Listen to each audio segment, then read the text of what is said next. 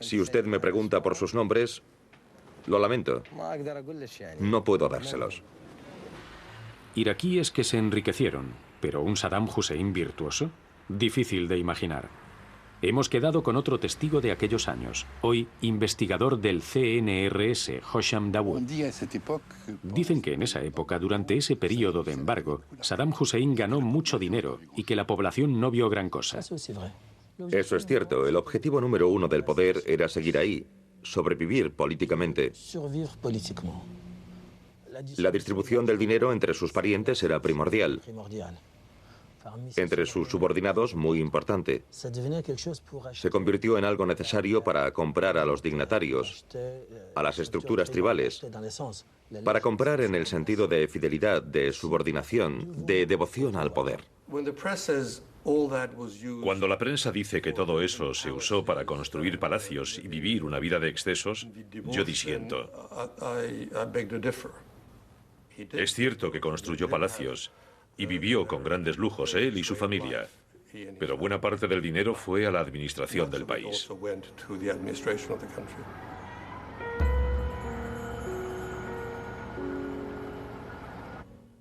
¿Petróleo por alimentos fue por lo menos útil a la población? Si decimos que esta medida ha salvado a varios miles de personas en Irak, desde ese punto de vista de utilidad, podemos decir que fue útil. Si formulamos la pregunta de otra manera, ¿podría haberse hecho mejor? Ciertamente se podría haber hecho mejor, con más control. Lo que nos escandalizó desde el principio fue el salario de los funcionarios que trabajaban sobre el terreno. Aquel personal humanitario o pseudo-humanitario enviado por las Naciones Unidas hizo la fortuna de su vida una vez que llegó a Irak. Salarios suntuosos, todo tipo de ventajas, todo por ir a ayudar a los iraquíes. Vimos que la mayoría de la gente que venía al país lo hacía frecuentemente por enriquecerse.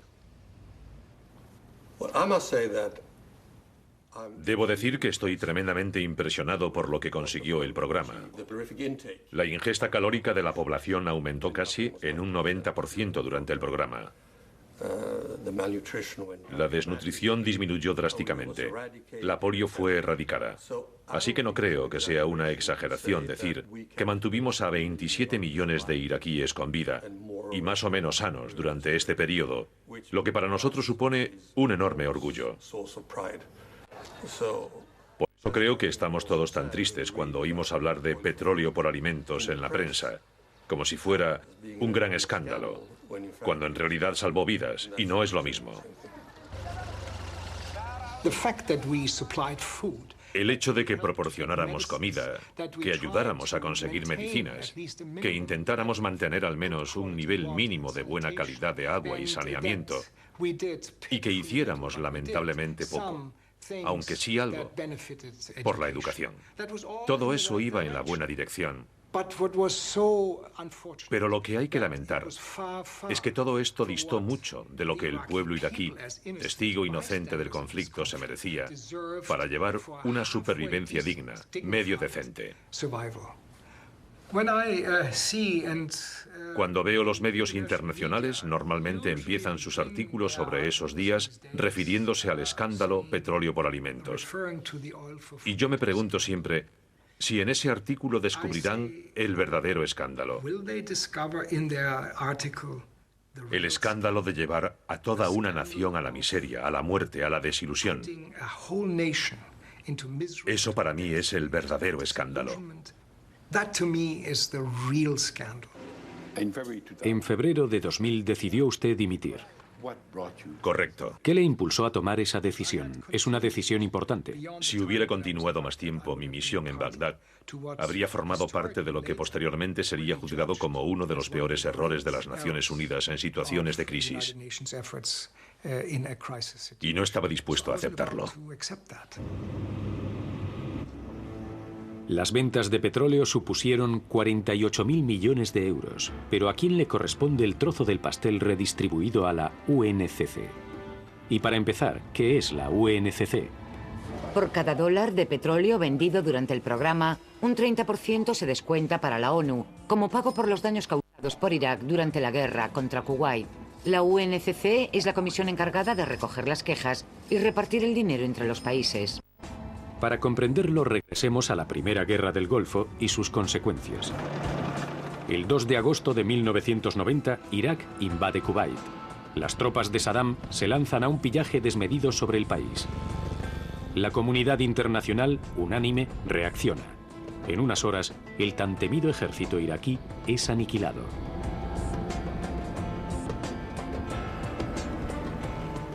En plena debacle, las tropas de Saddam arrasan Kuwait a sangre y fuego. Los pozos de petróleo arden a centenares y provocan una gigantesca marea negra. Se decide que Irak pagará por los daños causados. Para saber algo más sobre la UNCC nos hemos acercado a orillas del Támesis para hablar con un abogado británico, Jeremy Carver. Su misión, defender las demandas presentadas por Kuwait y asegurar al Emirato el máximo de indemnizaciones. Desde aquel momento me involucré totalmente, al acabar el año, en la marcha de la tormenta, la operación para liberar Kuwait. Surgió la cuestión de la compensación para las víctimas de Irak y yo me involucré enormemente en la creación de lo que se denominó Comisión de Compensación de las Naciones Unidas. ¿Cuánto dinero se entregó como fondo de compensación? La cantidad total que según el reglamento la UNCC recibió de Irak fue de unos 22.000 millones de dólares. Ese es un dinero que el pueblo iraquí no recibió, eso seguro. El dinero que Irak tenía que pagar. Es importante restar incentivos a la agresión. E Irak inició esta guerra cuando invadieron Kuwait. Tenían que pagar una indemnización. Creo que el proceso era indiscutible para los millones de personas que se vieron afectadas. Todas estas personas necesitaban una compensación por las pérdidas que habían sufrido. Y la UNCC llevó a cabo una labor extraordinaria para encontrar la forma de pagar una compensación razonable a todos estos individuos. Deme un ejemplo de cómo funcionaba. La reclamación la presentaba el Estado en nombre de sus ciudadanos. El grueso de ciudadanos eran, por supuesto, del propio Kuwait. De modo que Kuwait sería el Estado que presentaría más reclamaciones. Pero Egipto, Pakistán, Filipinas, India, Bangladesh, todos estos países tenían un número muy significativo de demandantes, dada la magnitud de lo que habían sufrido los trabajadores extranjeros en ambos países, porque los habían retenido, los habían expulsado del país. Habían perdido sus ahorros y demás. De modo que había que encontrar la manera de ofrecer una compensación justa a estas personas individuales y a las demandas más importantes. Le daré un ejemplo con la primera demanda importante que se presentó. Fue la que se hizo en nombre de la petrolera kuwaití relativa a la extinción de los incendios. Y la reclamación total que presentamos ascendía a algo más de 950 millones de dólares. Pero ¿cómo se defiende Irak en el seno de la UNCC? Es decir, cada vez que un país solicita una indemnización, ¿puede cuestionar Bagdad la validez de la reclamación? En Ginebra, los intereses del país son defendidos por el abogado Michael Schneider.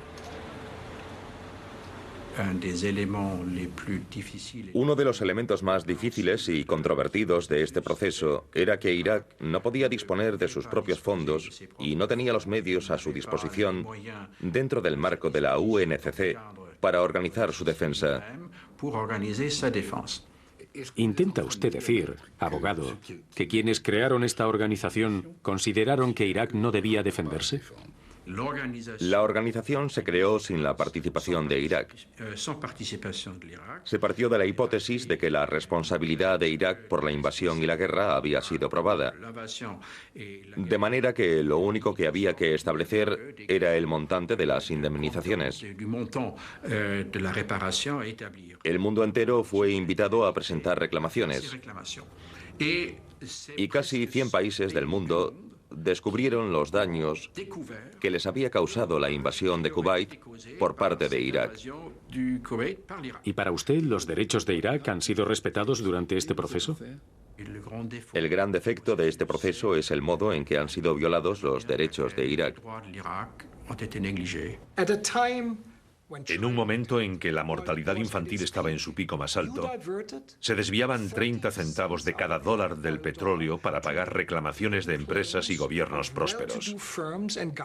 Podrían haber esperado. Y si hubieran esperado, algunos iraquíes hoy todavía estarían vivos. Algunos iraquíes no tendrían problemas mentales, algunos iraquíes no serían indigentes, pero eso no ocurrió.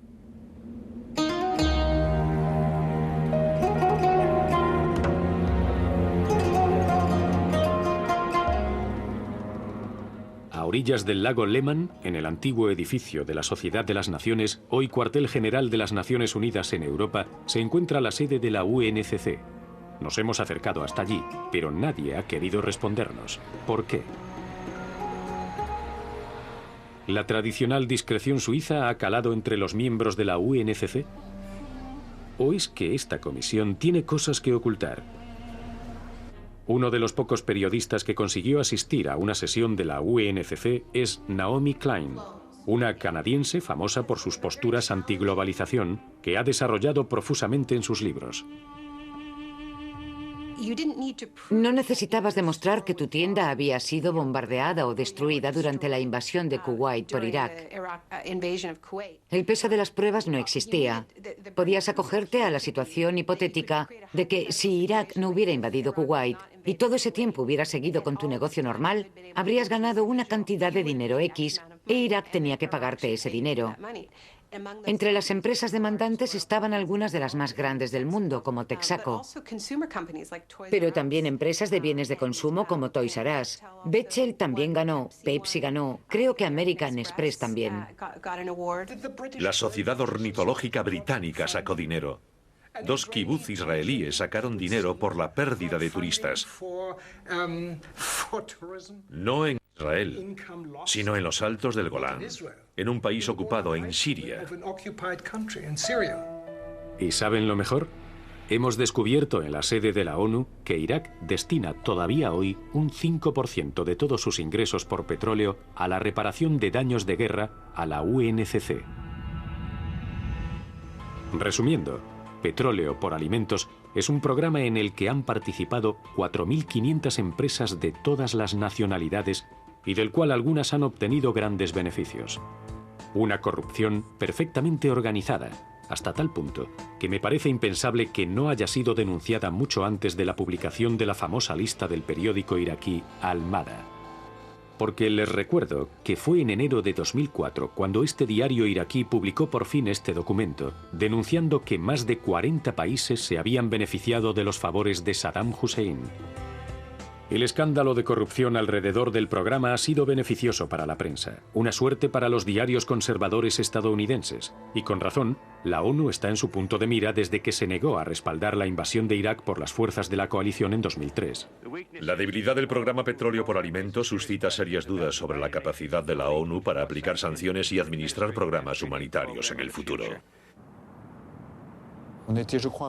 Considero que fuimos un poco ingenuos, porque como miembros de la ONU nos decíamos, somos los buenos, nadie nos atacará por hacer nuestro trabajo. Hacíamos un trabajo cuyo objetivo era alimentar a los iraquíes, intentar ayudarles. Creo que la administración se despertó demasiado tarde y ya teníamos la marea encima. El secretario general de las Naciones Unidas estaba aterrado con todo esto. Había amenazas para que dimitiera. Creo que le preocupaba mucho que le obligaran a marcharse e hizo lo que tenía que hacer. Creó esta enorme unidad de investigación dirigida por Paul Volcker para analizar el programa con plenos poderes.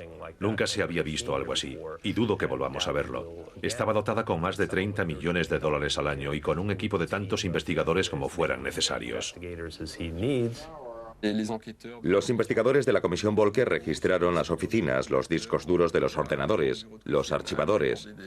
Fueron a la oficina de Kofi Annan a preguntarle a quién había visto tal día, a tal hora, etc.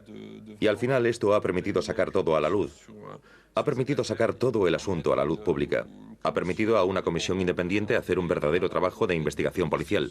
La comisión de investigación independiente, presidida desde 2004 por Paul Volcker, duraría cerca de 15 meses, y el antiguo presidente del Banco Federal estadounidense eligió como brazo derecho al suizo Mark Pitt.